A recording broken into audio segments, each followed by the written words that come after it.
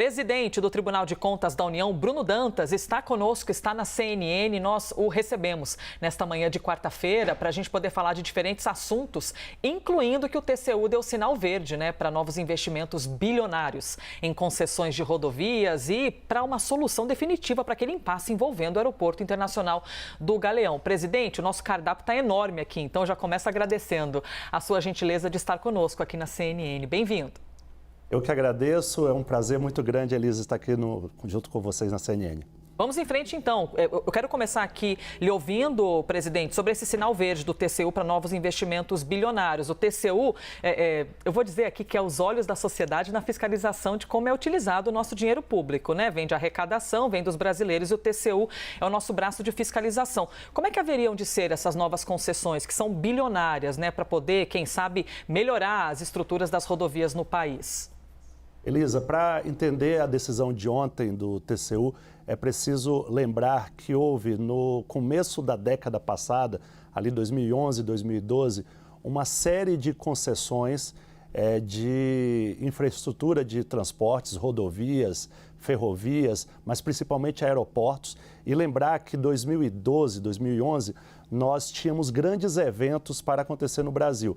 Nós tínhamos Olimpíada, nós tínhamos Copa do Mundo, nós tínhamos Jogos da Juventude, nós tínhamos Olimpíada Paralímpica, nós tínhamos Jogos Militares e a infraestrutura que existia no Brasil não era suficiente para receber a quantidade de turistas, de visitantes que nós nos preparávamos para receber.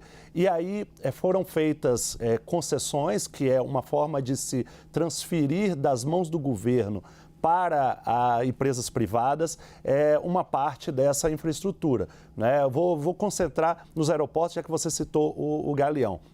Imagina que lá em 2012, quando o Galeão foi vendido para o setor privado, havia uma expectativa de crescimento da economia do Brasil muito forte.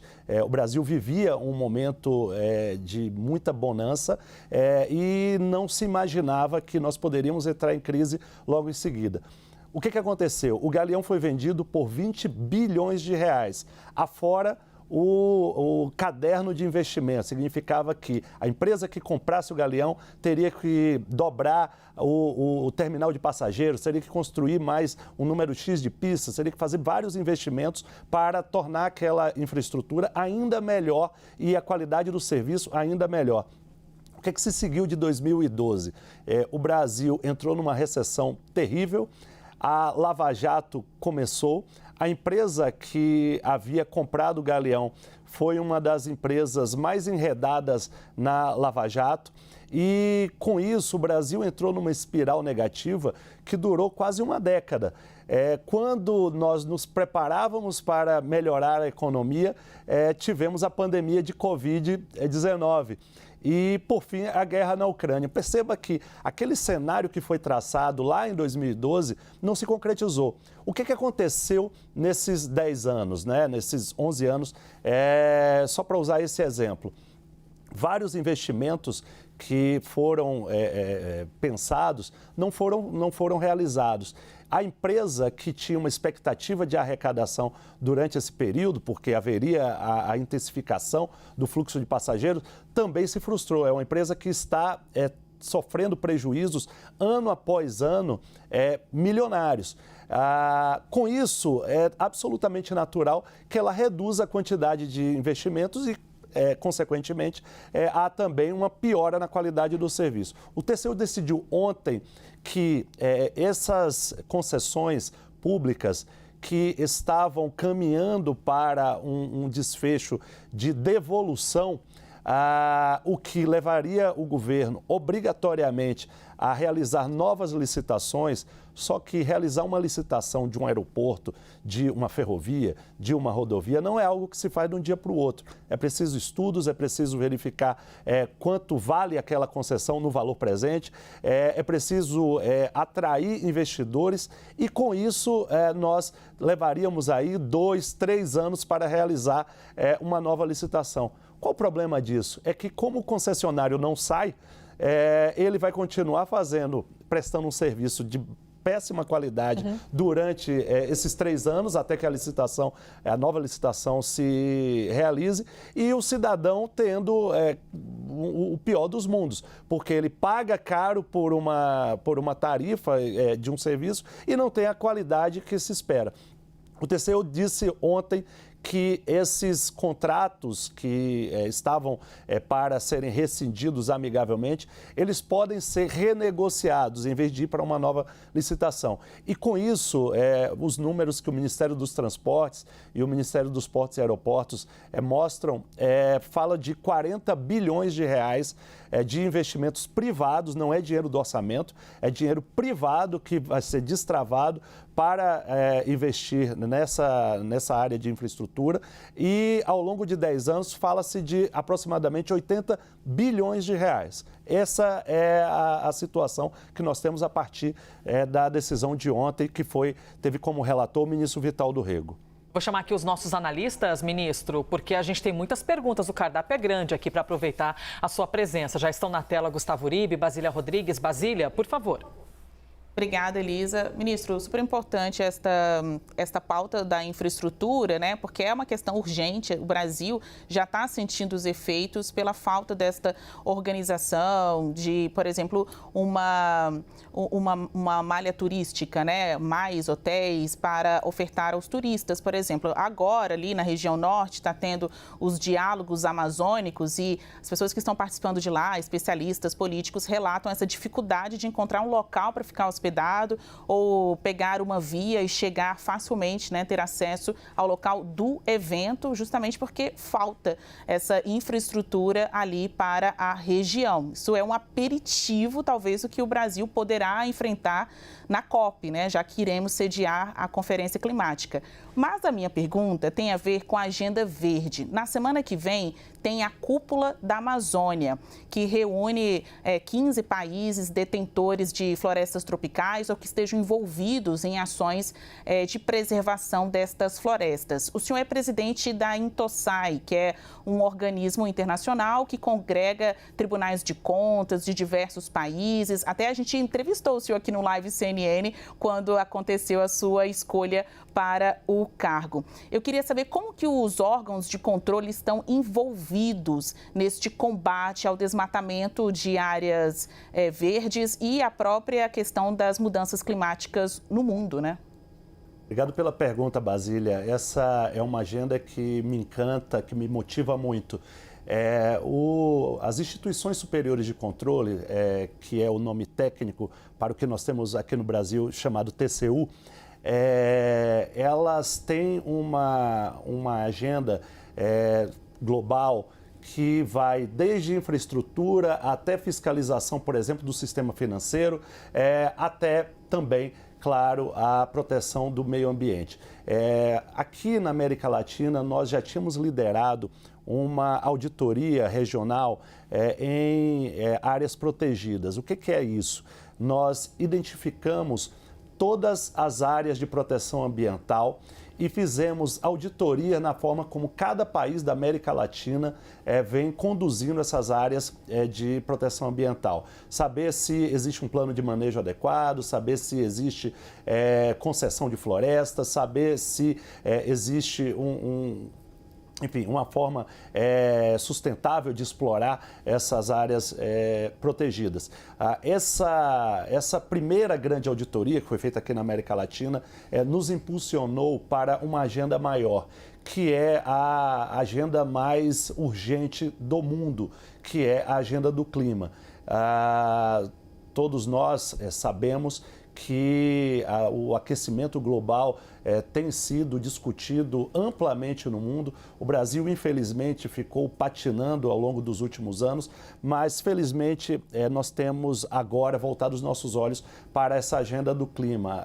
A volta da ministra Marina Silva para o Ministério do Meio Ambiente tem uma simbologia muito poderosa no mundo e nós discutimos como as instituições superiores de controle, ou seja, os tribunais de contas do mundo inteiro, poderiam dar uma contribuição nessa pauta. E nós desenvolvemos uma técnica para realizar uma auditoria global e essa auditoria global vai alimentar uma plataforma eletrônica que nós batizamos de scanner do clima. Né? O nome em inglês, porque, claro, é uma auditoria global, é Climate Scanner.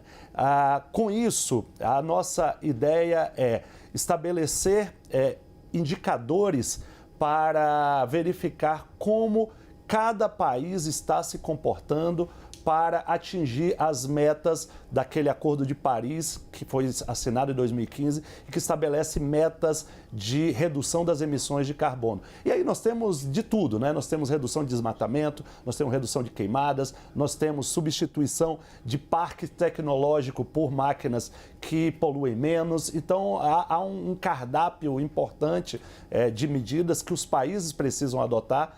E nós sabemos que é normal que os governos queiram mostrar uma foto bonita de si mesmos.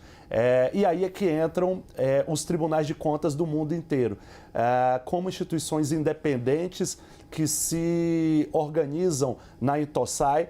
Nós estamos definindo critérios para uma verificação autônoma e fidedigna dos dados de cada país para, dentro dessa auditoria global, alimentar a plataforma chamada Scanner do Clima, que vai permitir que qualquer cidadão, em qualquer lugar do mundo, possa olhar como o seu país está se comportando nessas ações para combater as mudanças climáticas. Para a gente é muito importante ouvir um ministro, um presidente do Tribunal de Contas da União, porque é o tribunal que representa o olhar dos brasileiros, né, na fiscalização do nosso dinheiro. E por falar em quem tem dinheiro, Gustavo Uribe... É o que me falta. Quem tem boletos a pagar, Gustavo Uribe, por favor, pode chegar na conversa. Ministro, muito obrigado pela entrevista. Eu gostaria de saber dessa parceria inédita com o Senado Federal na tramitação da reforma tributária. Como será essa parceria? E o senhor já fez alguma avaliação da proposta aprovada pela Câmara dos Deputados? Já deu alguma recomendação a Eduardo Braga, relator da proposta na Casa Legislativa? Obrigado, Uribe. O senador Eduardo Braga é um velho conhecido. Eu sou ministro do TCU já há quase 10 anos, mas antes de eu era funcionário concursado do Senado e já convivia com o senador Eduardo Braga desde aquela época. Quando a Câmara dos Deputados aprovou a proposta de emenda constitucional com a reforma tributária, e assim que o senador Eduardo Braga foi designado relator, ele me procurou. Naquele mesmo dia, ele esteve pela manhã com o ministro Fernando Haddad e ao meio-dia ele esteve no TCU para conversar conosco, porque primeiro o senador Eduardo Braga sabe a responsabilidade que tem nas mãos. Uma coisa é a análise que a Câmara faz. Uma outra coisa é a responsabilidade do Senado como Casa da Federação. É uma casa que tem uma composição paritária de membros, 3 senadores por estado, exatamente para impedir que os estados mais populosos eventualmente oprimam os estados que têm uma população menor e que por isso são menos representados na Câmara dos Deputados. No Senado, cada estado é igual, tem 3 senadores. E o senador Eduardo Braga sabe quais são as questões que vão ser discutidas na Comissão de Constituição e Justiça do Senado e também, claro, no plenário do Senado Federal. O que ele me disse naquele dia que visitou o TCU foi que ele gostaria de esmiuçar os números, porque a Câmara dos Deputados aprovou de forma extraordinária, né, e os deputados merecem todos os elogios por isso, uma série de conceitos de simplificação tributária que vão beneficiar a economia do Brasil, vão ampliar a base de contribuintes, vão permitir que haja mais transparência na arrecadação de tributos. Mas a verdade é que as projeções que se faz para o cálculo tanto da contribuição de bens e serviços quanto do imposto de bens e serviços, né, que é o IVA dual. Nós temos o IVA federal e o IVA estadual e municipal. Isso depende de como a versão final vai se colocar, portanto, quais são as exceções que vão estar inseridas na reforma tributária e, sobretudo, saber quais são os números da arrecadação. Observe que existe hoje no Brasil uma arrecadação estimada para os estados e municípios. A pergunta que se faz é: os estados e municípios vão perder a arrecadação? Se sim, existe a previsão de uma taxa para equilibrar essa arrecadação, portanto, para que os estados e municípios não tenham perda, né, uma compensação, e isso vai ser calculado pelo Senado Federal mediante um aporte numérico que vai ser feito pelo TCU. O senador Eduardo Braga, ele me disse que, antes disso, ele quer verificar até mesmo se é o caso de fixar um teto e um mínimo para esse imposto e para essa contribuição. E para isso ele quer receber os dados da Receita Federal. Vai ser importante ver como se comportou a arrecadação do Brasil nesses itens que vão ser utilizados na reforma tributária. E a partir desses dados, ele me disse, ele contará com o apoio do TCU para validar as informações recebidas pela Receita. Não é uma desconfiança, na verdade é um segundo olhar, porque evidentemente que a Receita deseja ampliar sua arrecadação. O papel do TCU aqui é assessorar os senadores, né? Primeiro o senador Eduardo Braga, mas o Senado Federal de uma forma mais completa, para que os senadores tenham uma visão crítica no bom sentido, não é? Uma avaliação dos números que serão informados pela Receita Federal. Aí, diferentes aspectos, então, tratados com o ministro e presidente do Tribunal de Contas da União, Bruno Dantas. Ministro, primeiramente agradeço a gentileza da entrevista e o senhor sabe que jornalista é curioso e ansioso pensando no futuro. Então, assim, só para a gente encerrar essa nossa entrevista, hoje tem cerimônia de posse, né, do novo ministro do Supremo Tribunal Federal. O senhor imagina ou está no campo dos desejos que, num futuro, o protagonista de uma cerimônia de posse no Supremo Tribunal... o senhor já está entendendo onde eu quero chegar. O senhor imagina que seja o seu nome em uma cerimônia de posse no Supremo Tribunal Federal em um futuro? Elisa, essa sua pergunta é muito boa, porque me permite dizer algo muito simples. As pessoas de vez em quando falam de candidatura ao Supremo e eu digo sempre, não existe candidatura quando o colégio eleitoral é uma pessoa só. Essa é uma prerrogativa do presidente da República.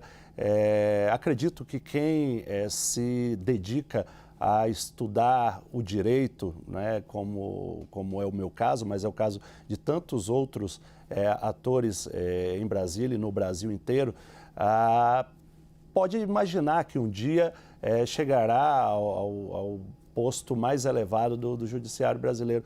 Mas eu acredito que não é com palavras ou qualquer coisa do tipo. Eu acho que é fruto de um trabalho de uma vida.